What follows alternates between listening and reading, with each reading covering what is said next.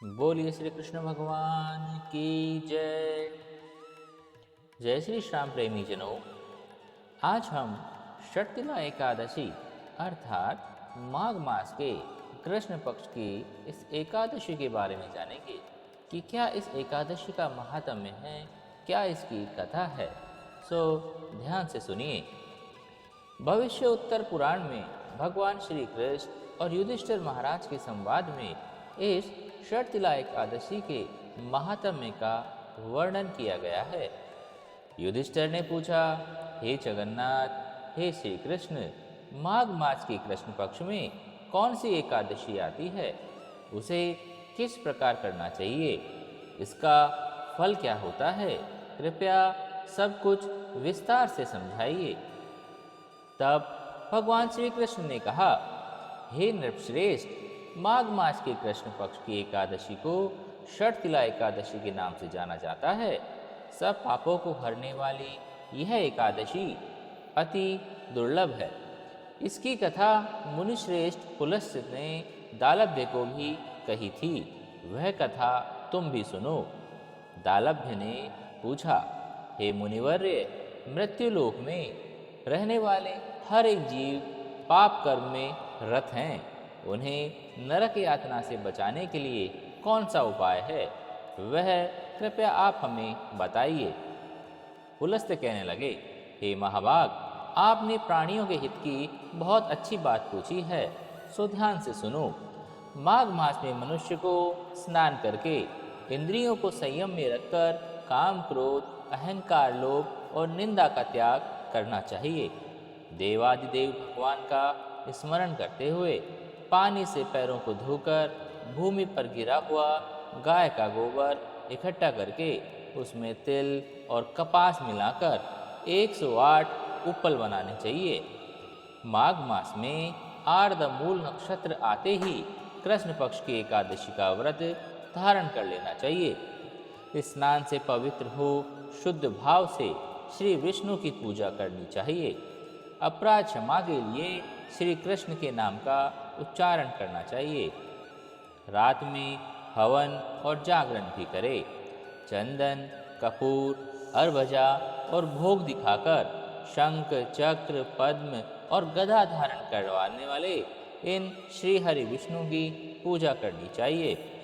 बारंबार श्री कृष्ण के नाम के साथ कुम्हट, नारियल और बिजोरे के फल अर्पण करके विधि पूर्वक अर्घ्य देना चाहिए। दूसरी सामग्री का अभाव हो तो 100 सुपारियों का उपयोग करके यह पूजन और अर्घ्य दान किया जा सकता है। सच्चिदानंद श्री कृष्ण बड़े दयालु हैं, इन अनाथ जीवों के आश्रयदाता हैं। हे पुरुषोत्तम, हम इस संसार में डूब रहे हैं, कृपया हम पर प्रसन्न हो। हे विश्वभावन, आपको वंदन है। हे कमल नयन, आपको प्रणाम है। हे सुब्रमण्यम, हे महापुरुष, आपको प्रणाम है। हे जगतपति, लक्ष्मी के साथ आप इस अर्घ्य को स्वीकार करें। इस प्रकार से भगवान का वंदन करके उन्हें अर्घ्य देना चाहिए। तत्पश्चात ब्राह्मणों की पूजा करें और पानी से भरा घड़ा उन्हें दान देना चाहिए। साथ में छाता, चप्पल और वस्त्रों का भी अर्पण करना चाहिए। इस दान के द्वारा भगवान श्री कृष्ण प्रसन्न होते हैं, अतः यह दान अवश्य करना चाहिए। अपनी परिस्थिति के अनुसार श्रेष्ठ ब्राह्मण को काली गाय दान में देनी चाहिए। तो हे द्विश्रेष्ठ, विद्वान पुरुष ने तिल से भरा हुआ पात्र दान करें। तिल के दान से हजारों वर्ष में आप स्वर्ग में वास करेंगे। तिल का दान 6 प्रकार से किया जा सकता है। इसी कारण इस एकादशी को षटतिला एकादशी माना जाता है। इस दिन तिल से स्नान करना, तिल का उपटन लगाना, तिल से हवन करना, तिल डाला हुआ जल पीना, तिल दान करना और तिल का भोजन उपयोग में करना। इस प्रकार 6 कार्यों को तिल का उपयोग करने पर इस एकादशी को षटतिला एकादशी माना जाता है। यह पापहारिणी है। इस बार षटतिला एकादशी की महिमा सुनने के लिए देवर्षि नारद भगवान श्री कृष्ण के पास पहुँचे। भगवान श्री कृष्ण ने कहा कि सुनो, एक ब्राह्मणी स्त्री थी। ब्रह्मचर्य का पालन करते हुए वह भगवान की आराधना किया करती थी। अनेक प्रकार की तपस्याओं के कारण वह बहुत दुर्बल हो गई थी। उसने बहुत दान किए, परंतु उसने ब्राह्मण और देवताओं को कभी अन्नदान नहीं किया।